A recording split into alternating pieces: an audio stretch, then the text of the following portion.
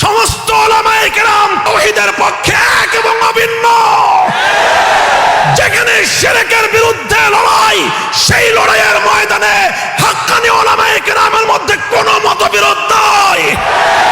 আমরা সবাই এক এবং অভিন্ন সুরে কথা বলতে প্রস্তুত। যদি তাওহীদের পক্ষে কথা বলবার অপরাধে মামুনুল হকের কণ্ঠ স্তব্ধ করে দেওয়া হয়, এটা মামুনুল হকের ব্যক্তির কণ্ঠরুদ্ধ হবে না, এটা তাওহীদ এবং একত্ববাদের কণ্ঠকে স্তব্ধ করে দেওয়া হবে। আমরা তাওহীদের পথ থেকে পিছপা হইনি। আরে ভাই, তুমি যদি শিরকের পথে চলে পিছপা হতে না জানো, আমি তাওহীদের পথে চলে কেন পিছপা হব?